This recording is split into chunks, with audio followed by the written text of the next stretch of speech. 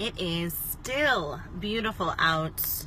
And when I mean beautiful, it's 40 degrees in December, which is exciting. About a week before Christmas. As you can tell, I am a very, very big Browns fan, but today I'm rocking the Steelers.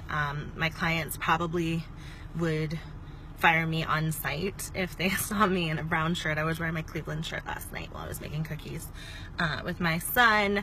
But today, it's a big game. I know you all have a lot of exciting plans this evening. Game starts at, what, 4:25? So, no open house for me today.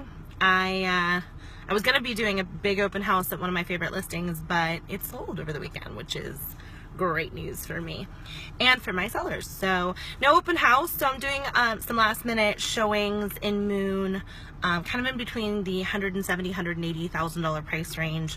So I'll take you guys through there with a Facebook Live in a minute. But I wanted to go over something really quickly and try to educate you guys as much as possible, because I feel like that's the one thing that overwhelms people during the process of buying or selling their home, is that they just don't feel informed and like they know what they're doing.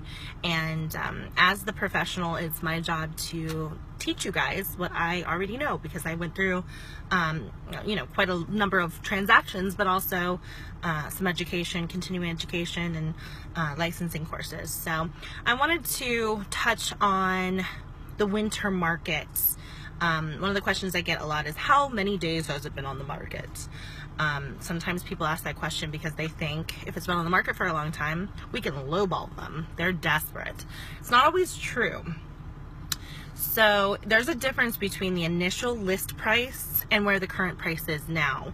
If it was a list price of $200,000 and it's been on the market for 45 days and it hasn't been reduced at all, yeah, we can go under.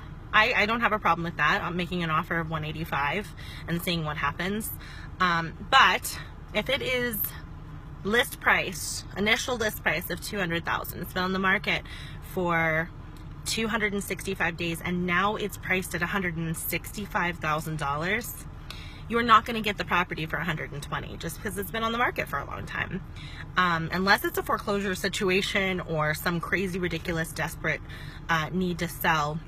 Most of the time, that initial list price is where you want to look to determine what your offer is lowballing at. So I guess the point I'm trying to make is, it's not necessarily a given if they've reduced the price a number of times that you're going to get the rock bottom number of 120 off of that $200,000 initial list price. So it's not necessarily how many days it's been on the market, but how many times has it been reduced.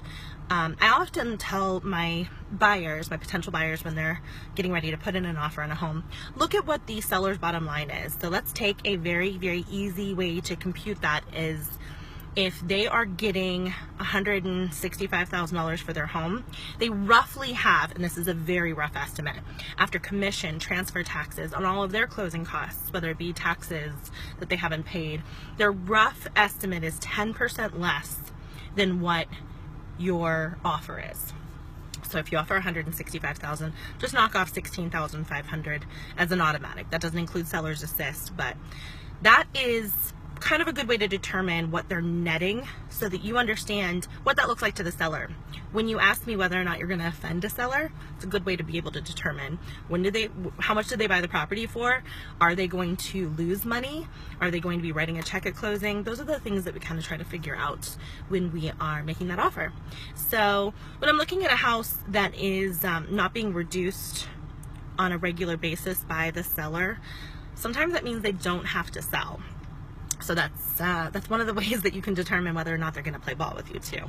So there's a lot of different angles. Every house is different. Every house requires some research, which is why you gotta hire me, because I'm going to do a little digging. I'm also going to bat my eyelashes at the seller's agent and the seller to try to get as much information for you as possible. And for you sellers, buyers are really, really digging into the reason for you leaving. It's a great idea if you want to justify your price write an explanation for the showing. I love when I see a letter that says, we love living here. There's no reason that we're leaving other than we had an opportunity to move out of state or our job relocated us, because buyers want to know if it's a safe neighborhood, if you like the neighbors, why are you leaving? Is there a reason? So educate the buyers. It's your responsibility. We are just helping you on this journey. You, as the seller, want to sell your house. So sometimes that requires a little extra effort. So definitely let me know. I am looking for tons of listings in Moon, in Robinson, in Kennedy. Kennedy is like gold right now. So if you have a home that you're thinking about selling, let me know. I have a ton of buyers. Right now I'm really in need of a house with a 2-car garage in the Kennedy, Robinson, Moon area that is under the $300,000 mark. 3 bedrooms at least, with a nice finished basement. And if you guys know of anybody, let me know. I have a buyer. So I'm gonna go look at this house, see if it's worth the money, and let me know too how many of you are interested in maybe me doing a question and answer live at some point this week prior to Christmas. After Christmas for New Year's, I'm gonna do a really cool Mortgage Monday moment with Melinda. I'm gonna have a special guest co-hosting with me to answer all of your mortgage questions so we can get you kick-started and ready to buy or sell in 2018. So I wish you all a Merry Christmas if I don't see you before then, but let's go look at a house. Thanks. I'll talk to you soon. Bye-bye.